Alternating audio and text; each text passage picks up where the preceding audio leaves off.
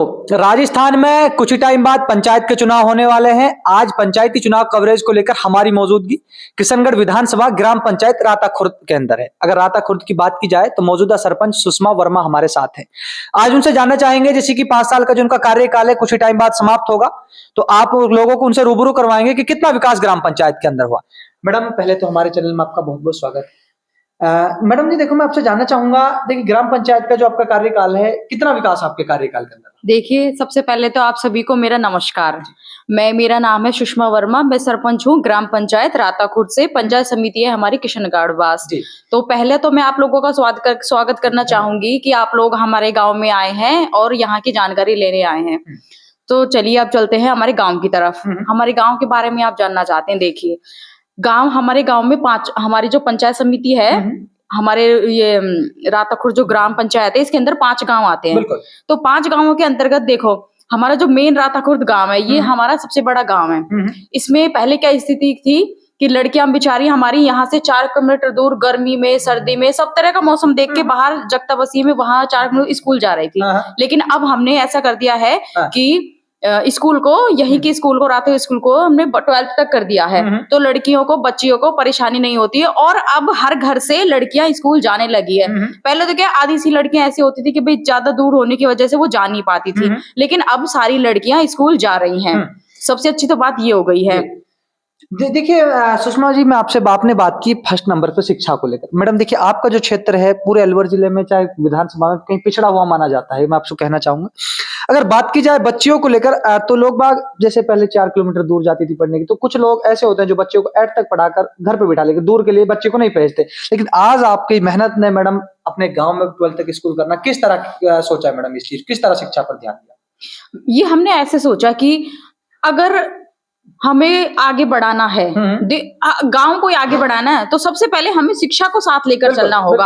और शिक्षा को साथ लेकर चलेंगे तो हमें बालक, लड़का और लड़की दोनों को साथ ही लेकर चलना पड़ेगा। अगर लड़कियां घर पे रह जाएंगी तो फिर हम किस तरह से दोनों को बराबर करेंगे? तो उस चीज को सोच के, क्यों लड़के तो चले जाते हैं गांव से बाहर पढ़ने, लेकिन लड़कियां तो फिर बेचारी यहीं रह जाती हैं। तो इसी चीज को सोच के हम लोगों ने स्कूल को 12वीं तक करवाया और लड़कियों को पढ़ने के लिए यहीं पर शिक्षा ऐसी मुहैया करवाई कि लड़कियों को गांव से बाहर ना जाना पड़े और उनके माँ बाप को भी ऐसी प्रॉब्लम नहीं हो कि हम हमारी लड़कियों को घर से बाहर भेजें, यही की यही उन्हें शिक्षा मिल जाए।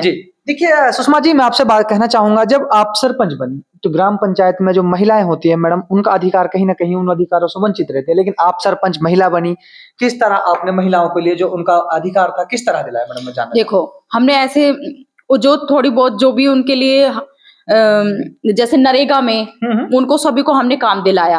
ऐसी जो काम करना चाहती थी भाई, जिनको जरूरत थी, जरूरतमंद जितनी भी महिलाएं थी, हमने सबको काम मुहैया करवाया नरेगा में।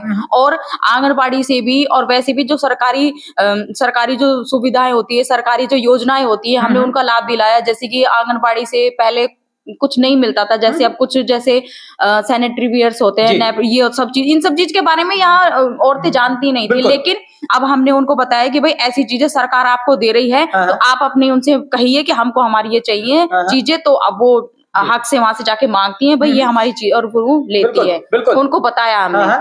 जी देखिए मैडम, मैं आपसे जानना चाहूंगा, चाहे ग्राम पंचायत में रोड व्यवस्था को लेकर बात की जाए तो क्या कहना चाहेंगे? क्या पहले क्या स्थिति थी आपके कार्यकाल सर, अब हाल में क्या स्थिति? जी, रोड की स्थिति तो ऐसी थी, देखो बहुत खराब थी। लेकिन अब हमने हमारे पंचायत में एक गांव है नंगली खलील, उसमें तो हमने मतलब इतनी व्यवस्था खराब थी कि हमने वहां पर अब 1 करोड़ तक का बजट लगाकर हमने पूरे उसमें सीसी सड़क डलवा दी है। रास्ता बहुत अच्छा, बारिश के समय में तो इतना रास्ता खराब हो जाता था कि मतलब निकलना बहुत ही मुश्किल हो जाता था। वहां पे एक स्कूल भी है हमारे, जो छोटे बच्चों की स्कूल है, 5वीं तक की बच्चे, वहां तक बहुत परेशानी होती थी। लेकिन अब पूरे उस गांव में हर गली में, हर उसमें वहां तक सड़क पहुंच गई है कि ना किसी को प्रॉब्लम होती है। बात करें राता खुर्द की, तो राता खुर्द में भी हमने सीसी रोड सब कुछ करवा दिया है। और मतलब जगता बसी, हमारे बालन बसी, सभी जगह ऐसे हैं जहां पर कार्य कुछ तो करवा दिया है। सीसी सड़कें हमने सारी बनवा दी, और कुछ कार्य प्रगति पर भी चल रहा है हमारा। देखिए सुषमा जी, मैं आपसे जानना चाहूंगा मैडम, अगर बात की जाए कुछ कार्य ऐसे रहते हैं जो किन्हीं कारणवश अभी तक नहीं हो पाए, रोडों की बात की जाए ग्राम पंचायत का नहीं, मैडम उन रोडों को किस तरह आगे का काम कराना चाहेंगे जो उनका कार्यकाल बचा है? जो समस्या है लोगों का, किस तरह काम करेंगे? देखो, अभी जो काम चल रहा है तो वो तो चल ही रहा है। तो अभी जहां तक हमारा कार्यकाल बचेगा हम सोचेंगे कि हमारा जितना भी बचा हुआ है हम सारा काम हमारा फटाफट सारा काम कर दें, फ्री कर दें, और वो चल ही रहा है। हम अपनी तरफ से पूरी कोशिश कर रहे हैं और सारा काम हमारा हम पूरा करवा ही देंगे। मैडम, मैं आपसे जानना चाहूंगा, ग्राम पंचायत के अंदर सामुदायिक अपना जैसे कि स्वास्थ्य केंद्र होते हैं, क्या कहेंगे इस चीज को लेकर? आपकी ग्राम पंचायत चाहे अलवर को ले ले, किशनगढ़ को ले ले, दोनों तरफ 15 से 20 किलोमीटर की दूरी पर, और क्या कहेंगे इस चीज को? जी, हमारे गांव में देखो, पहले जो सामुदायिक भवन होते हैं पहले सिर्फ एक था और उसकी भी हालत बहुत ही खराब थी, जर्जर था बिल्कुल। तो अभी फिर हमने हमारे ही कार्यकाल में हमने 3 सामुदायिक भवन बनाए हैं। एक तो राता खुर्द गांव में ही है, एक जगता बसी में है और एक बालन बसी में है। तो ऐसे करके हमने 3 सामुदायिक भवन बना दिए हैं। और सामूहिक शौचालय भी है कि भाई गांव से बाहर से कुछ लोग आते हैं या फिर कोई बारात वगैरह आती है तो उन लोगों के लिए कैसी भी अव्यवस्था ना फैले, उसके लिए भी सारी हमने सुविधाएं कर दी हैं। देखिए मैडम, मैंने आपसे बात करें सामुदायिक स्वास्थ्य केंद्र, हॉस्पिटल को लेकर बात की। अगर बात की जाए तो हॉस्पिटल को लेकर 5 गांवों की ग्राम पंचायत आपकी बात की जाए, बड़ी ग्राम पंचायत है, क्या व्यवस्था है हॉस्पिटल? जी देखिए, अगर सामुदायिक स्वास्थ्य केंद्र की बात करें तो एक हमारे सामुदायिक स्वास्थ्य केंद्र PSC हमारे जगता बसी में है, और एक छोटा सा हॉस्पिटल भी हमारे बनने वाला है यहाँ पर 50 बेड का जगता बसी में, वो भी हमारे यहाँ बनने वाला है। MLA साहब की तरफ से वो काम भी हम लेकर आए थे, और एक हॉस्पिटल हमारे यहाँ जगता बसी में। पहले क्या स्थिति थी हॉस्पिटल लेकर बात की जाए, पहले क्या आपसे पहले जब आप सरपंच नहीं थे तो पहले क्या स्थिति थी? वो भी जानना चाहूंगा। पहले स्थिति ये थी सर, देखिए पहले यहाँ पर कोई नहीं था, कोई हॉस्पिटल, लेकिन अब देखो पशु का भी है, पशुओं का भी है। और पहले हमारा एक छोटा सा स्वास्थ्य केंद्र था, लेकिन अब उसको भी बढ़ाकर उप स्वास्थ्य केंद्र बना दिया गया है। वहां पर PSC, अब वहां पर पहले एक ही नर्स बहन जी बैठती थी, ANM बहन जी बैठती थी, लेकिन आज वहां पर सारी उनसे बड़ी जो मैडम वगैरह है वो सभी बैठती है। मैडम देखिए, आपकी ग्राम पंचायत में गरीब लोगों की बात की जाए जो कि PM आवास के पात्र थे, मैडम कितने PM आवास आपके कार्यकाल में जो सैंक्शन हुए और लोगों को मिल चुके थे, मैं जानना चाहूंगा, क्या कहेंगे? जी सर, देखिए PM आवास योजना की बात की जाए तो हमारे कार्यकाल में 18 लोगों के घर तो बन चुके हैं, और फिलहाल में 10 लोगों के ऐसे हैं कि जिनका अब वो कार्य प्रगति पर चल रहा है, वो बना रहे हैं अपना घर। मैडम कुछ लोग यह भी कहते हैं कि जब सरपंच है जो फिलहाल अपने पर्सनलाइजेशन है उनके लिए सरपंच, मैडम कहीं ऐसा तो नहीं है? अगर मैं जानना चाहूँ तो आप इस चीज को लेकर, इस पर्सनलाइजेशन को अभी काम करा रहा है, ऐसा तो नहीं है मैडम? अरे नहीं सर, ऐसा नहीं है कुछ भी। हमने जहां तक कार्य करवाया है गांव की प्रगति के लिए कार्य करवाया है, और आप देख भी सकते हैं, गांव में पूछ भी सकते हैं कि हमने ऐसा पर्सनली ऐसा कुछ नहीं किया। हमने सिर्फ जितना भी काम किया हमने गांव की प्रगति के लिए और गांव के क्या कहेंगे पानी की समस्या को लेकर बताएं कि पहले बहुत ही समस्या थी। बालन बसी में भी हमारे साथ ऐसा हुआ था कि जल जीवन मिशन के तहत हमारे 2 बोर थे वो सूखे कट गए थे, लेकिन अभी फिलहाल हमने प्रधानमंत्री आदर्श ग्राम योजना के तहत वहां पर 2 बोरिंग स्वीकृत करवा लिए हैं, और अभी हम उनको करवाएंगे।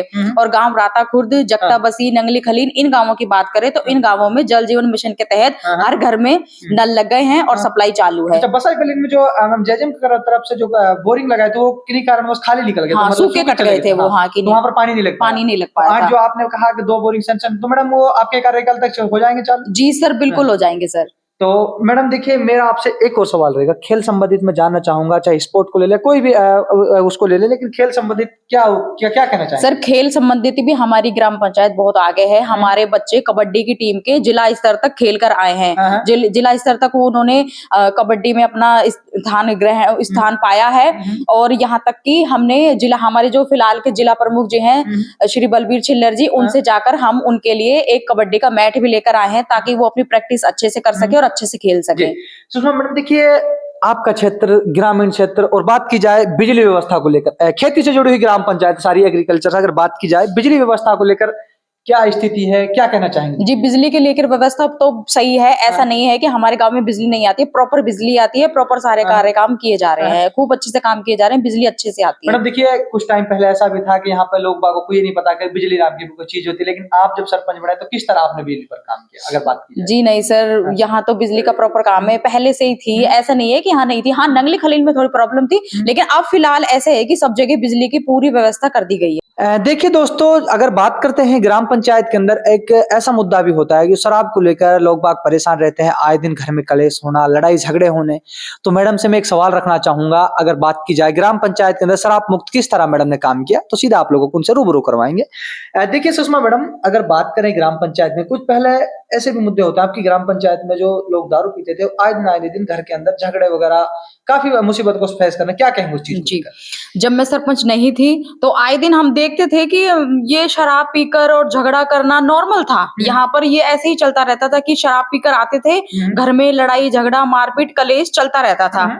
तो हमारे सरपंच बनने के बाद क्या हुआ कि मेरा जो सबसे पहला काम था वो यही था कि मैं अपनी ग्राम पंचायत को बिल्कुल शराब मुक्त ग्राम पंचायत देखना चाहती थी। और हमने उसी को लेकर सारे महिलाएं मिलकर, सारे पूरे ग्राम वासियों को साथ लेकर हम लोगों ने जिला कलेक्टर जी को ज्ञापन दिया और उसके बाद कार्रवाई हुई। और अब हमारा ग्राम पंचायत राता खुर्द ऐसा गांव है जो बिल्कुल पूर्णतया शराब मुक्त गांव है। यहाँ पर पहले धड़ल्ले से शराब बिकती नहीं थी, बनाई जाती थी, कच्ची शराब यहाँ बनाई जाती थी और बड़े ही आसानी से लोगों को वो बिल्कुल मुहैया करवाई जा रही थी। लोगों को शराब यहाँ ऐसे ही मिल रही थी, आसानी से उपलब्ध हो रही थी। लेकिन हम लोगों ने क्या किया कि सभी लोगों ने मिलकर, सबसे बड़ा तो ये था कि हमें ग्राम वासियों को हमारे साथ था, ग्राम वासियों ने अगर हमारा साथ दिया तो हम सब मिलके हम सब लोगों ने कलेक्टर जी को ज्ञापन दिया और उसके बाद कार्रवाई हुई और हमारा गांव बिल्कुल पूर्णतया शराब मुक्त बन चुका है। और मैं तो ये चाहूंगी कि हमारा ही गांव नहीं, सभी गांव के सरपंचों को ये ऐसा मुद्दा है कि इस पे ध्यान देना चाहिए कि भाई पूरा जो गांव है वो शराब मुक्त होना चाहिए। जी देखिए सुषमा मैडम, अगर आपने बात की शराब के मुद्दों को लेकर, मैं आपसे एक और सवाल रहेगा, युवाओं का भविष्य खतरे की ओर जा रहा है। अगर बात की जाए जब नशे की ओर युवा चलेंगे तो कहीं ना कहीं उनका भविष्य खतरे में जाएगा और वो अपनी जिंदगी को बर्बाद कर लेंगे। अगर बात की जाए जब आपके पास महिलाएं या फिर कोई भी आदमी घर के झगड़े की परेशानी को लेकर आता था तो उस टाइम कैसा महसूस आप करते थे कि इसका शराब की वजह से इनके घर में परेशानी आ रही है, झगड़ा हो रहा है? जहां तक मेरा ख्याल है, देखो मुझे तो इतना बुरा लगता था कि कोई महिला हमारे घर आती थी रोते हुए कि भाई हम मेरे साथ ऐसा हो रहा है, शराब पी कर आ रहे हैं, बच्चों को ना तो पैसे दे रहे हैं, ना बच्चे को टाइम से खाना खाने दे रहे हैं, ना तो वो खुद कुछ ला रहे हैं, और जो महिला फिर भी जो मजदूरी कर ला रही है वो भी शराब में उड़ा रहे थे। तो मुझे बहुत बुरा लगता था इस चीज को। मुझे ये लगता था कि ना तो उनका अच्छे से भविष्य का जो निर्माण है ना वो हो पा रहा था बच्चों का, ना ही उनको अच्छे से कोई खाने पीने को मिल पा रहा था, ना ही उनकी शिक्षा अच्छे से जा रही थी। तो सबसे पहले फिर इसी चीज को बुरा लगता था। तो मैंने तो सोच रखा था कि मुझे तो अपने गांव को शराब मुक्त गांव बिल्कुल बनाना है। सुषमा मैडम, किस तरह का आपने श्रेय लिया जब आपने सोचा कि मुझे ये काम करना ही करना है? किस तरह उस टाइम आपके सामने किस तरह की कठिनाई आई जब आपने इस मुद्दे को लेकर? कठिनाई तो आई, कठिनाई तो बहुत आई। कठिनाई ऐसे आई कि ऐसा होता था कि हमारे गांव में यहाँ शराब बनाई जाती थी, तो जो लोग बनाए जा रहे थे तो वो तो इसका विरोध करेंगे ही, क्योंकि उनका तो काम ही खत्म हो रहा है। तो ऐसी हमारे पास कई सारी आई। और फिर जैसे कभी कभी कोई महिला ऐसी भी हो जाती है कि भाई जैसे कोई शराब पीकर आ रहा है और हमने उसके विरोध में या तो पुलिस को भी बुला लिया है या फिर वो भी होता था कि भाई गांव की औरतें ऐसे होती है कि नहीं ऐसा नहीं होना चाहिए, भाई हमारे आदमी को पुलिस ले जा रही है। तो उस ऐसी कहीं छोटी छोटी हमें विरोध का सामना कठिनाई आई। लेकिन फिर हमने उनको समझाया कि ये जो छोटी मोटी चीजें है ये जरूरी है, ये आप लोगों के लिए जरूरी है, अगर ऐसा नहीं होगा तो वो शराब नहीं छोड़ेंगे। लगातार जो परेशानी वो बनी रहेगी। तो आप फिलहाल आज के टाइम पर आपकी जो समस्याएं सॉल्व हो चुकी है? बिल्कुल सॉल्व हो चुकी है जी। हमारा गांव ग्राम पंचायत शराब मुक्त गांव। मैडम देखिए, ग्राम पंचायत राता खुर्द के लोगों ने आपको सरपंच बनाया, किस तरह धन्यवाद देना चाहेंगे उन लोगों का जो आपने आपको सरपंच बनाया, क्या कहना चाहेंगे? जी, मैं उन्हीं सभी का बहुत ही शुक्रगुजार हूँ। मैं ऐसे शुक्रिया करना चाहूंगी कि उन्होंने हमें मौका दिया, हमें भी आगे बढ़ने का और गांव को आगे बढ़ाने का। मैं तो उनकी हमेशा ही शुक्रगुजार रहूंगी और मैं उनको धन्यवाद देती हूँ कि उन्होंने हमें इस लायक बनाया कि हम गांव को आगे